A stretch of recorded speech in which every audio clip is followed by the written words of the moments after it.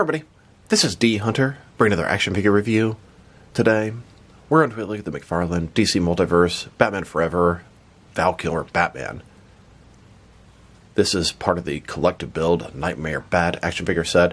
I produced this guy for the McFarlane toy store, took advantage of the bundle discount, the coupon code, and even after shipping taxes, got these guys for less than retail. So let's take a look at the packaging. As you can see at the top, 22 moving parts. McFarlane Toys, ages 12 plus. DC Multiverse Batman. Collective build Nightmare Bat. This is the first of 4 figures you need to collect the Bat. Here he is in the package. We have a grapnel launcher, a couple different batarangs, extra hands, part of the Nightmare Bat, collector's card, and display stand. One side of the package, Batman from Batman Forever. Other side, Batman. At the bottom, there's this barcode, if that helps anybody. And on the back side, here's an image of the Nightmare Bat. Here's the part you get with Batman. Here's a checklist of all the parts, and here's the rest of the wave. So with no further ado, let's open him up. And of course, I did get 2 of these Batman figures, one of which to open and enjoy, the other one to keep unopened in my complete Batman-related unopened action figure collection. And like I said, I did get the entire wave from the McFarlane toy store. Batman Forever, Batman, Robin, Riddler, Two-Face, and the Nightmare Bat. Alright. Now that this figure out of the package, here he is with all the accessories laid out. We have a display stand, collector's card, a total of 4 hands, and then a grapnel launcher, and a couple different style batarangs. Before we take a look at all that, let's talk about and check out the figure. So this is Batman from Batman Forever, played by Val Kilmer. It's supposed to be a continuation of Batman, Batman Returns, then Batman Forever, Batman and Robin, and then it just sort of died off. Michael Keaton and Tim Burton sort of jumped ship because they didn't like the way that Warner Brothers was going with the franchise. They wanted to be lighter. I guess there were a lot of complaints about how dark Batman Returns was. And then we have Val Kilmer. I like Val Kilmer as an actor, but I hear he's a total asshole. I heard he didn't show up to the first day of shooting because he knew they couldn't do anything without him and cost him a bunch of money. And a bunch of things like that are why he isn't in Batman and Robin. But that's a story for another day. Now, Batman Forever came out in 1995. I was 11 years old. It was a pretty freaking big deal. First time we have a live-action Robin, at least since the 60s. Two-Face, Riddler, finally getting the Rogues Gallery, and a bunch of heavy-hitting actors at the time in the movie. I remember going out with my friend, spending the night, and doing that without my parents' permission. I got in a bunch of trouble. Good times, good memories, fun movie. It hasn't quite aged as well as maybe I'd like, but quite a bit better than Batman and Robin. It was sort of the start of the downfall of that franchise. I mean, 89 is freaking fantastic. And Forever is good, but has so much cheese in it. So let's take a look. Now, this is Batman in his Sonar suit, and that's his final suit from the end of the film. I really want to get Val Kilmer in his Panther suit, which is the suit he wore for the majority of film, a little more basic. At one point, Riddler destroyed the Batcave and destroyed all his suits except for the prototype suit. And this particular version has a black cowl, sort of shiny metallic blue paint job here, black gloves, and black boots, which I don't believe is accurate. I actually just checked the film before doing this video, and the whole thing should be this sort of shiny blue color. Now, the one from the 6-pack is colored that way, so they kind of screwed this up. So looking at his face here, the mouth screams Val Kilmer. It just has a very sort of unique look to it. He's got these lines here, which is cincher for the Sonar suit. Giant bat symbol with no oval, kind of doing something different in this movie. Same thing on the belt. Double jointed elbows, double jointed knees. As much as it's not accurate, I do think it looks kind of cool and makes sort of sense that he would have black boots with this sort of armored blue suit underneath. Same with the gloves and the cowl, but that is not how it looked in the film. Cloth soft goods cape with no wire in it, which is interesting because Robin has a wire in it, but Batman does not. You can see a little hole here, and that's where the plastic cape would plug in. But they've never had a version of this guy with a plastic cape, and my guess is originally this one would have had a plastic cape, as that's what they did with the Batman and Robin wave. The 6-pack Batman had a cloth cape, and the Build-A-Figure wave had a plastic one. But now they're doing all these Batmobiles. This guy has to have a cloth cape, and I can't wait to put him in the Batman Forever Batmobile. And a closer look at his face and head sculpt. The cowl looks good, the face looks good, the mouth looks good. It's just the wrong color.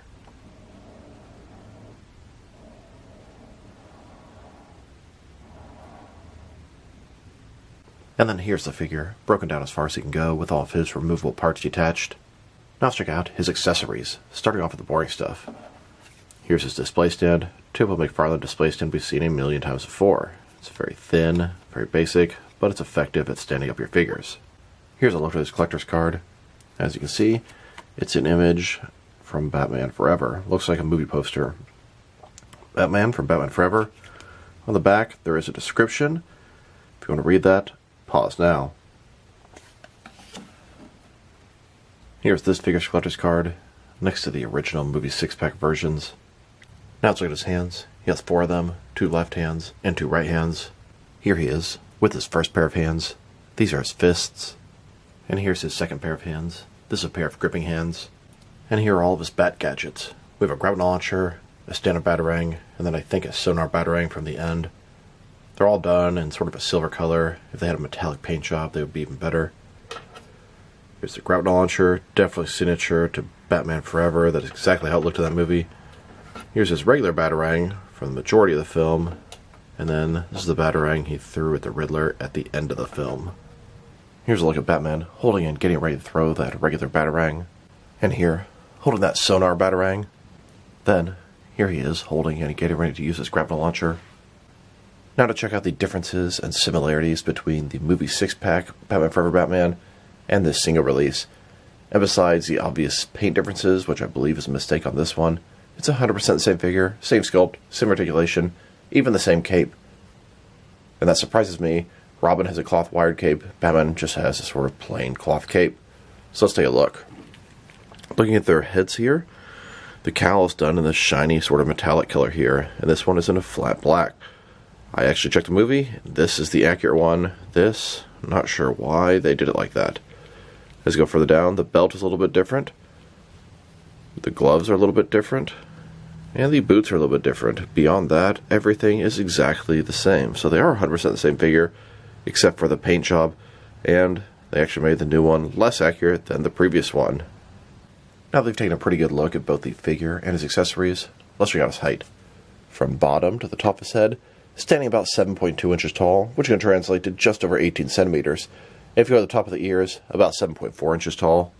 And for his articulation, starting with his head, of course, he can rotate side to side. He can look up and down a pretty good amount. He can tilt his head from one side to the other. Shoulders on a ball joint, goes out a little bit less than 90 degrees. Up, down, around. He's got this butterfly joint between his shoulder and chest area, covering up the big gap that would be there and allowing for a little bit bigger range of motion. Bicep cut, double jointed elbow. His wrist can rotate, and it's going to be hinged as well. In his torso, he has a ball joint, forward and back quite a bit, rotate around. Another one in his waist, rotate around, forward and back. Between the two, very good range of motion. Get a lot more out of the torso and the waist of this guy. Legs completely does the splits. McFarlane style hip joints. Rotation is pretty much non-existent. Legs go forward, say about that far. Back not much. Double jointed knees. And then his ankle, forward and back. Rotate, tilt, rock, and of course, toe articulation. Here's a look at this Batman on a rooftop overlooking Gotham, the city's protector. And then here's Robin joining Batman, the dynamic duo. And then here's Batman in the Batcave, Batmobile behind him, and Alfred giving him a send-off. Could I persuade you to take a sandwich, sir? I'll get drive-through. Now let's check him out, next to some other action figures, starting off with some other Batman Forever figures. Here's a single-release Build-A-Figure Batman Forever, next to the movie 6-pack version, which is a more accurate paint job. And here he is, next to the rest of his wave. Chris O'Donnell Robin, Val Kilmer Batman, Jim Carrey the Riddler, and Tommy Lee Jones Two-Face. Buy the entire wave, and you get to collect to build the Nightmare Bat from the deleted scenes in Batman Forever. It's a pretty solid wave, and they covered all the basics. I would love to see Val Kilmer in his Panther suit, the regular suit for the majority of the film, and then Riddler in one of his other crazy outfits from the film. Then I would consider the Batman Forever collection complete. Well, Chase Marine would be nice, but I don't expect any civilian-type characters like that. Here he is, next to the Mattel DC Multiverse, Batman Forever Batman. This is Val Kilmer in his Panther suit, The suit that I hope McFarlane eventually makes, although this Mattel is kind of a crappy figure. And here he is, next to the Mattel DC Multiverse Michael Go Alfred. Although not specifically from Batman Forever, he looked the same in all 4 of the films. Then, next to McFarlane's Batman and Robin movie wave. Batgirl, Robin, Batman, Poison Ivy, Collective Build, Mr. Freeze. Batman and Robin is a continuation of Batman Forever. You're supposed to believe that George Clooney and Val Kilmer are the same Bruce Wayne, the same Batman, and really you're supposed to believe they're the same as Michael Keaton.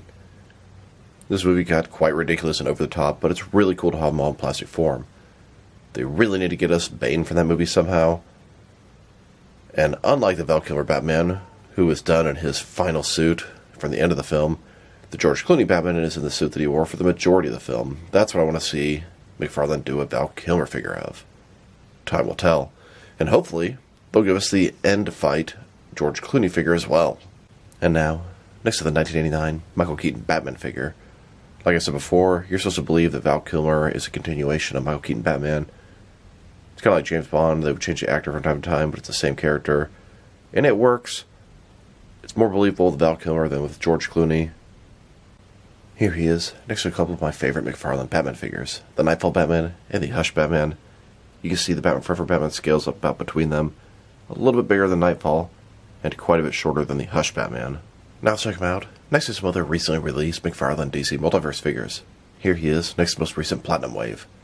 We have the Ben Affleck Batman from the Flash movie, Batman Begins, Lucius Fox, Hugo Strange's Batman, and Bullseye Batman. Here's a look at every single McFarlane DC Multiverse movie Batman. They finally made all the actors, although not necessarily in all the suits that I want. We have Adam West, Michael Keaton, Val Kilmer, George Clooney, Christian Bale, Ben Affleck, and Robert Pattinson. I hope they give us the regular Val Kilmer suit, and I hope they give us the Batman Begins Christian Bale suit. Here's this Val Kilmer Batman, next to the most recent Batman Wave. We have both the Platinum and regular versions of the Batman Reborn Dick Grayson Batman, the Adam West Batman, and both the regular and Platinum versions of the world's finest Fusion Batman Superman. And here he is, next to the 6th wave of McFarlane Collector's Edition figures. Clock King, Red Hood, Ragman, and Agent Liberty. There's a Platinum Chase variant of each of these figures, and I have a hunt for all 4 of them. If anyone has a lead on where I'm able to get one, or can possibly help me out for a reasonable price, please drop me a line in the comments below. It is much appreciated. Then, next to the Walmart exclusive Gold Label, Max Mercury, and Vampire Shazam. And now, next to the DC Classics Darkseid Mega figure. Here's this Batman, next to McFarlane Toy Store exclusive Dark Knight Returns Armored Patina Batman, and the San Diego Comic-Con exclusive Superman Centennial Park Tribute Statue. And here he is, next to the DC Rebirth Tim Drake Robin, and both the Platinum and regular versions of the Cyborg Superman. Then, next to the previous Platinum Wave, Sportsmaster, New 52 Reverse Flash, and Manhunter. And finally, with the second digital wave, Green Arrow, Superman, and the Atom. Now let's check him out, next to some action figures from different various companies, so we can see how he fits in, both scale and style-wise, in case you don't know which lines you can mix him with. Since he's a McFarlane toy, they're typically the 7-inch scale. I'm going to start off my comparisons with some of the larger action figure lines I collect, and work way smaller, and I'm going to include as many Batman figures as I can during these comparisons. Here he is, next to some of his McFarlane Toys brothers. In front of you are 5 different action figure lines, all from McFarlane Toys, all 7-inch scale. And now, with some Jack-specific wrestling figures, and some Diamond Slick toys. Here's this Batman, next to the McDonald's Glass Batman Forever Cup. This is the Batman version. This is the only one that I have left. And here he is, next to some DC Direct and NECA Batman figures. Then, with both some Mattel and Jazzwares wrestling figures. And now, with some Mezco and Mattel Batman figures. Next, with some Mafex and Hasbro Marvel Legends. And finally, with some SH Figure Arts Batman figures and some Jazzwares Fortnite figures. So overall, it's a pretty cool Batman figure.